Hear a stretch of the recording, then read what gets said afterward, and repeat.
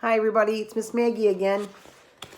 Going to read Chapter 5 in Junie B. Jones and the Stupid Smelly Bus by Barbara Park. It is entitled Principal. After we left the nurse, we went to the main office. That's where the boss of the school lives. His name is Principal. Principal is a baldy. He talked to us. Then Lucille raised her hand. My brother said that last year he had to come down here, and you yelled at him. And now he's not allowed to beat up kids at recess anymore. Principal kind of laughed, then he held the door for us to leave. After that, we walked to the water fountain, and Mrs. let us get a drink. I didn't get a long one, though, because kids kept tapping on me. Hurry up, girl, they said. Yeah, only guess what? That's not even my name, I told them. Her name is Junie Bumblebee, said Lucille. Then she laughed, but I didn't think it was a very funny joke. After that, Mrs. showed us where the bathrooms were. There's 2 kinds of bathrooms in our school, a boys' kind and a girls' kind. I can't go in the boys' kind, though, 'cause no girls allowed, that's why. I tried to peek my head in there, but Mrs. snapped her fingers at me. The only boy who got to go into the bathroom was the boy I can beat up.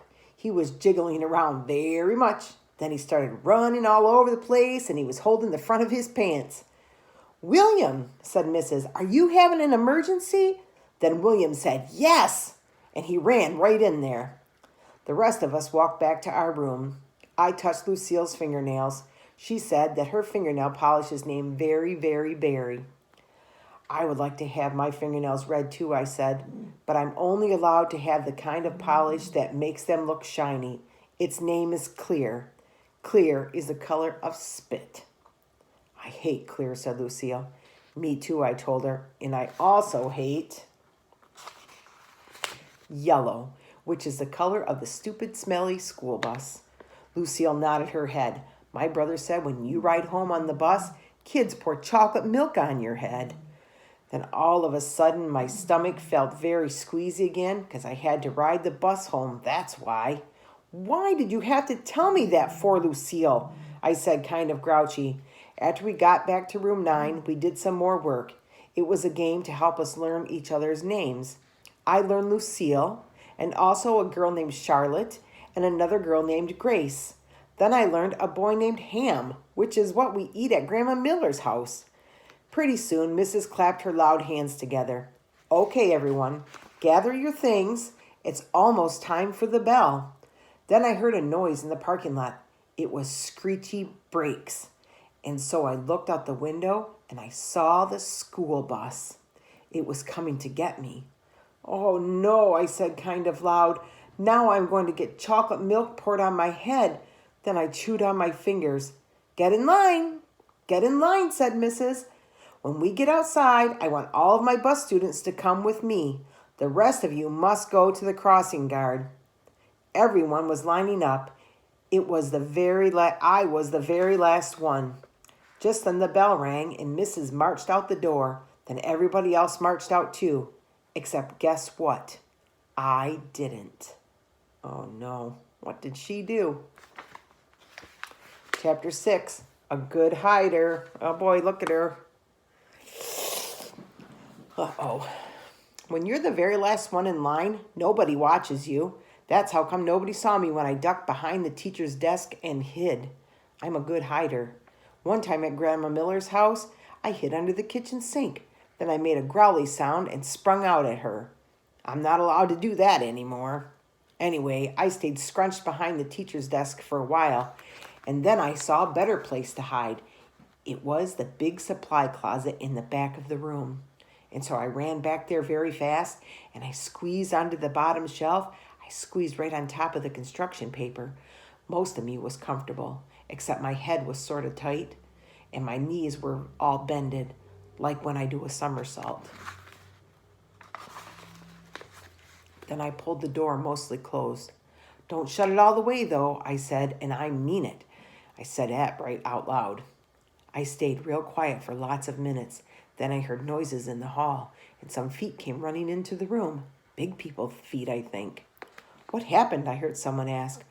One of my girls is lost, said a voice that sounded like Mrs. Her name is Junie B. Jones, and she didn't get on the bus, so now we've got to go out looking for her. Then I heard some keys jingle, and the feet went running out again, and then the door shut. I still didn't come out of the closet, though. When you're a good hider, you can't come out for a very, very long time.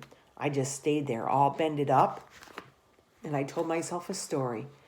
Not an out loud story. I just told it inside my head. It was called The Little Hiding Girl. I made it up, and this is how it went. Once upon a time, there was a little hiding girl. She was in a secret spot where nobody could find her, except her head was very, very tight, and her brain was squishing out. But she couldn't come out of her spot, or a smelly yellow monster would get her, and also some meanies with chocolate milk. The end. After that, I rested my eyes. Resting your eyes is what my grandpa does when he watches TV after dinner. Then he snores, and Grandma Miller says, "Go to bed, Frank." It's not the same thing as a nap, though. Because naps are for babies, that's why. And anyway, I didn't snore. I just did a little drool. Then finally, when my eyes were done resting, they woke up. And so I came out of the closet and ran right to the window. And guess what? There weren't any cars in the parking lot, and not a stupid, smelly bus either. Whew, that's a relief, I said. A relief is when your stomach doesn't feel squeezy anymore. After that, I went back to the closet, because while I was hiding, I sniffed the smell of clay, that's why. And clay is my very favorite thing in the whole world. She has a lot of favorite things. Hey, I see it up there, I said. The clay was on the middle shelf. I stood on a chair to get it. It was blue and stiff, and so I had to roll it on the floor to make it soft and warm. Then I rolled it into a blue orange. It was very beautiful, except it had some dirt and hair on it. After I was done, I went to the front of the room and sat down in my teacher's big chair. I like teachers' desks very much. The drawers are so big I could fit in one, I think. I opened up the top one, and there were happy face stickers and rubber bands and also gold stars, which I love a very lot.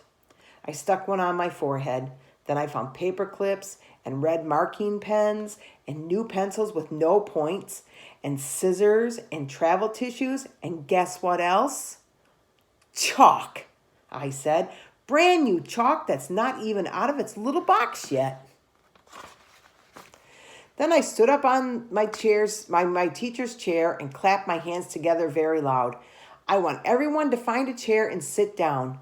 Today we are going to learn some alphabet and some reading. And also I will teach you how to make a blue orange. But first, everyone has to watch me draw stuff.